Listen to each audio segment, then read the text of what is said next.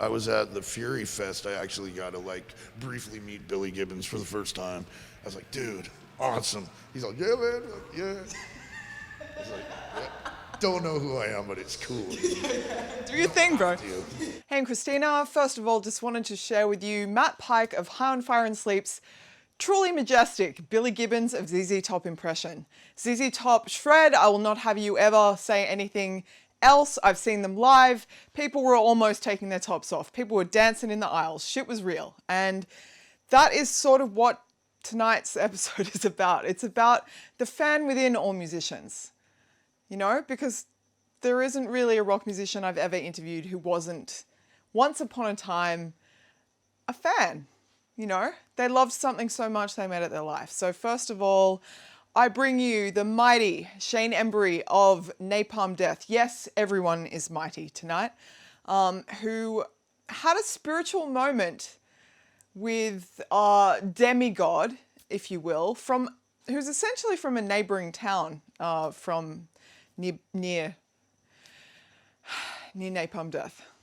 You know, that'd be like Ronnie James Dio was the best compliment I had, because I grew up young in heavy metal, when Dio was singing with Heaven and Hell. Finally met him, I knew he was a Napalm fan, you know. I didn't know that.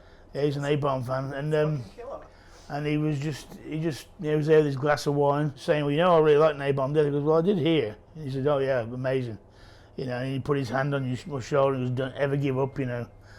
You know, and I was like, and I'd had a few beers because it was right before my birthday. And it was like being touched by the hand. I had to sit down, I had a contemplate, and I started having a tear came in my eye, because it was like, you know, this is like the Almighty to me, you know. I love that so much. I love that there is that sort of connection. Napalm are actually doing a Sonic Youth cover on their forthcoming album, and their engineer Ross Russell told me in a recent podcast that he told Thurston Moore of Sonic Youth, and Thurston was like running around going, Napalm's doing a cover of me, which is just warms my, you know, black heart. I love it. I love how much everyone loves each other. It's fucking cool. On that note, I actually got to see Ronnie James Dio with Heaven and Hell, which is, you know, essentially Black Sabbath, a few years ago, and actually, I got to see him live and got to interview him. So this is like a little tiny moment from that interview where a member of our crew asks Ronnie if they can use the devil horns, which legend has it he invented. You know, I didn't create it. I probably used it more than anyone else did. But, you know, Geese has used it before. Tone's used it before. But I've just got more credit than anyone because I use it all the time. That's all. So if I'm going to get credit for it, then yes, you can use it if you like to. The fact that so many people use it from different walks of life, you know, shows you how, you know, what an important little symbol it's become. And whether they use it properly or in the right place with the right music, it doesn't really matter. I'm sure that when Winston Churchill, you know, did this, you know, Ozzy didn't know that he was going to copy from him, and, you know, probably be more famous for him, you know, than Winston Churchill was. So it's just something that has, you know, crossed social strata and just become something that everyone does. It's easy to do. It's, you know, much like the you know, the other one, which is, you know, I love you, I think in Hawaiian or something like that. But that was too hard to do, so he got rid of that one. He just did that one. And that one too, yeah, that's a good one. Tony originated that one. You kind of get a bit of a vibe of their like dynamic. I hear Iommi is a legendary prankster, and I've kind of been really lucky to talk to a few people who've kind of worked with him a lot. Mike Exeter, his longtime engineer, told me some pretty amazing stories, which you can listen to on the podcast, which I will put below.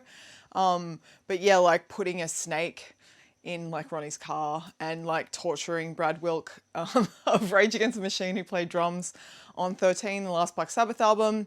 Obviously, Brad is fucking insanely awesome, and they took advantage of the fact that he had basically booked the greatest gig in the world.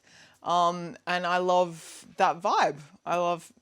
They're just fucking amazing dudes. Let's be real. I could go on. While we're just in this, okay, I'm just going down a mild Black Sabbath thing. Here's Brian from Shadows Fall talking about his experience with Ozzy on a television commercial. I filmed a commercial with Ozzy a couple weeks ago, And the first thing he said, he walked in the dressing room, he was like, fuck, let's go out back and smoke your hair. I was like, Ozzy, if you want to, I will pack this shit up right now, man. So, but he was just joking, unfortunately. So, because I would have clipped off. I haven't cut any piece in 15 years, but I would have cut off one of these to smoke it with Ozzy. And I think like that would totally be worth it. Oh, definitely. It would taste like shit, but it would be worth it. I'm suddenly realizing that this should just be Black Sabbath stories mid-video. So I will throw to Kerry King of Slayer, who everyone on the tour that I was on with them was terrified of.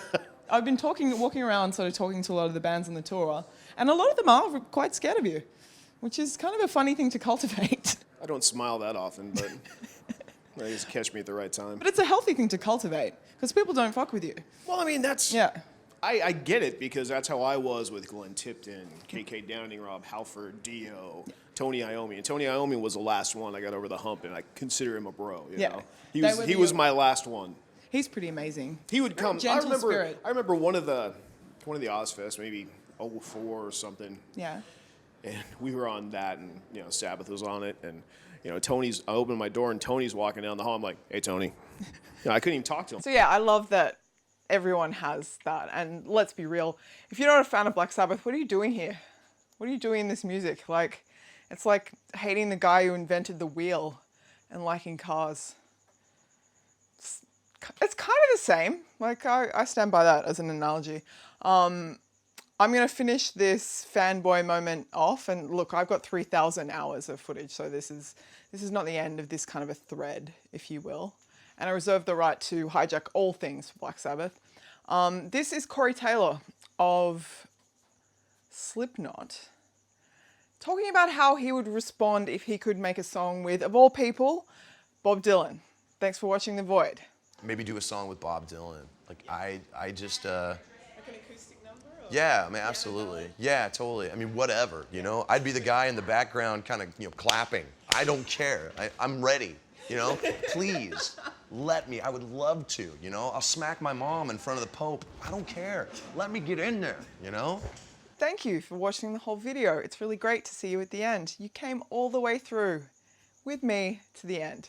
If you've enjoyed the content today and you'd like to catch more of it, forever, make more of it happen, I would very much appreciate you subscribing. Also, there are many more videos here and here.